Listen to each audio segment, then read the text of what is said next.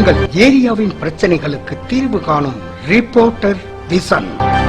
பழனி புனித சண்முகா நதியில் அச்சம் இல்லாமல் பக்தர்கள் புனித நீராட முன்னெச்சரிக்கை நடவடிக்கை எடுத்த பழனி கோவில் நிர்வாகி இணை ஆணையர். அச்சத்துடன் இருந்த பக்தர்களுக்கு அச்சமின்றி புனித நீராடி புண்ணியத்தை நோக்கி செல்லும் வகையில் முன்னெச்சரிக்கை நடவடிக்கையாக சண்முகா நதியின் அமலை செடிகளை அகற்றும் பணியில் பழனி தண்டாயுதபாணி திருக்கோவில் கோவில் நிர்வாக இணை ஆணையர். பழனி மலை கோயிலுக்கு செல்லும் பக்தர்கள் பழமையான புனித சண்முகா நதியில் நீராடி காவடி எடுத்தும் அலகு குத்தி மலைக்கு செல்வது வழக்கம். சண்முகா நதியில் புனித நீராடினால் பாவங்களை போக்கி புண்ணியம் தரும் என நம்பப்படுகிறது. அது மட்டுமில்லாமல் கிராமப்புறங்களில் நடைபெறும் திருவிழாக்களில் இந்த நதி நீர் கொண்டு சுவாமி அபிஷேகம் செய்வதை தொன்று தொட்டு மக்கள் கடைபிடித்து வருகின்றனர். ஆனால் இப்படிப்பட்ட புனிதமான சண்முகா நதி பழனி மாநகராட்சி நிர்வாகத்தின் சீர்கேட்டால் சட்டவிரோதமாக கழிவு நீர் மற்றும் சாக்கடை நீர் கலக்கப்பட்டு வந்ததால் ஆற்றில் நீர்பிடிப்பு பகுதியின் இருபுறங்களில் அமலை செடிகள் கொடிகள் முட்செடிகள் வளர்ந்து ஆக்கிரமித்து இருந்ததால் சண்முகா நதி மாசுபட்டு சண்முகா நதியில் பக்தர்கள் புனித நீராட முடியாமல் பக்தர்கள் பயத்திலும் அச்சத்திலும் அவதிப்பட்டு வந்த நிலையில் சண்முகா நதியில்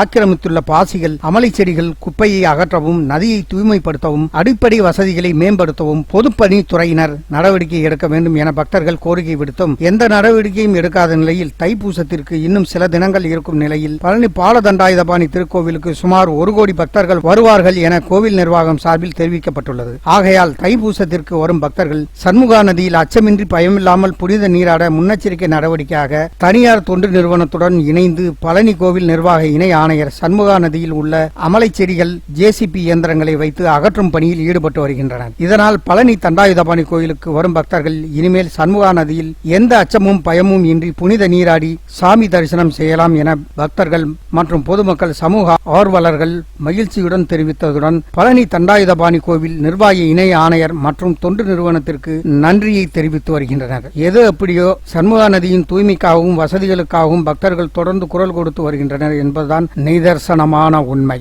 பழனியிலிருந்து செய்தியாளர் பாலமுருகன்.